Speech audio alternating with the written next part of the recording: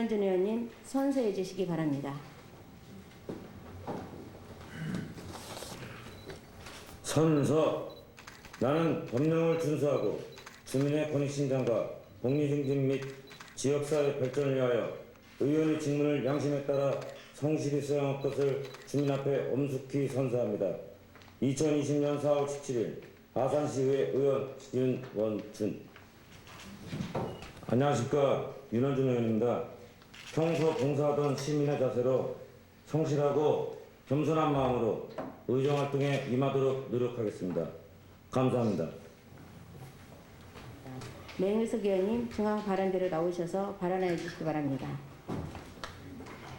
안녕하십니까, 맹의석 의원입니다.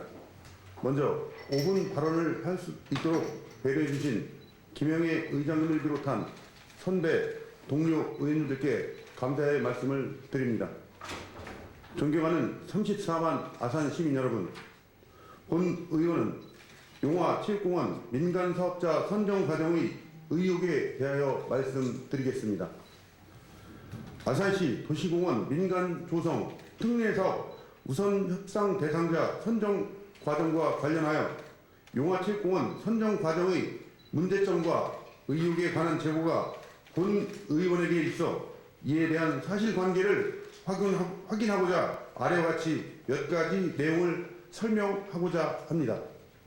첫째, 우선 협상 대상자 선정을 위한 국토교통부 특례사업 가이드라인에서 제안서 평가는 민간업체의 제안서에 대한 평가의 방법을 객관적 평가 방법이 될 수 있는 계량 항목, 재무구조, 경영상태, 사업 시행의 안정성, 사업, 조직, 관리, 기술 등을 100점 만점에서 70점, 비계량 항목, 공원 조성 계획, 사업 계획에 대한 30점의 평가 비율을 평가 기준으로 제시하고 있습니다.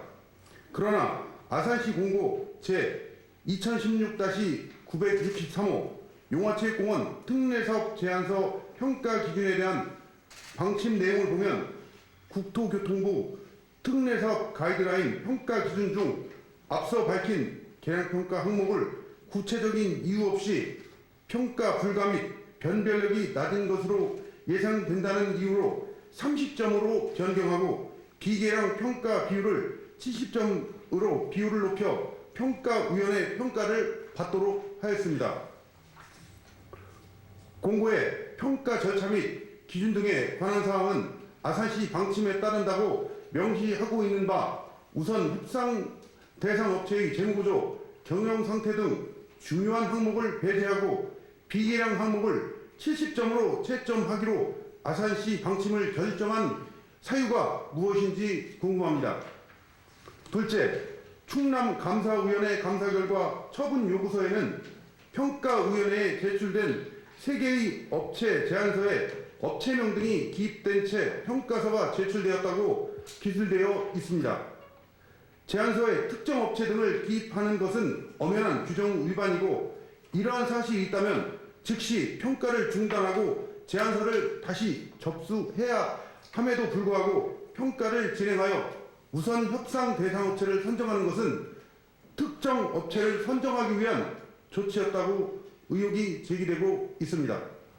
셋째, 우선 협상 대상자의 민간공원 조성 사업 제안을 수용하여 그에 따라 사업 시행 협약을 체결하고 당해 민간공원 추진자를 사업 시행자로 지정하고자 할 때에는 먼저 도시공원위원회와 도시계획위원회의 심의를 거쳐 공원 조성 계획 결정 절차를 진행한 후 그 결과에 따라 사업을 진행하여야 하나 아산시는 2017년 2월 22일 용화체육공원 특례사업 제안에 따른 수용 여부 검토 결정에 있어 2020년 아산시 도시계획관리 재정비 내용 중 용화체육공원을 관통하는 도시계획시설로 대로 3-38에 대한 변경 내용 등이 검토되었고 그 변경된 사항을 공원 조성 계획에 수립하고자 하였는데 도시계획관리계획 재정비 결정 변경 고시는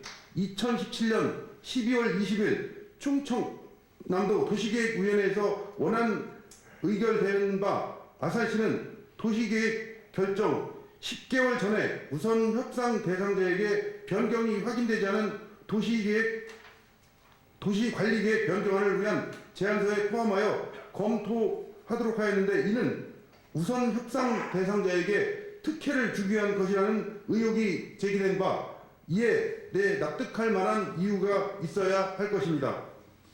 오히려 이 세 가지 의혹은 계속적인 특혜 시비가 제기되어 오는 사업으로 지역 주민들이 강력히 제기한 의혹인 만큼 내용 전부가 투명하게 공개되어야 할 것으로 본 의원은 생각합니다. 이상으로 본 의원의 용화체육공원 민간사업자 선정 과정에 대한 발언을 마치겠습니다. 경청해 주셔서 감사합니다.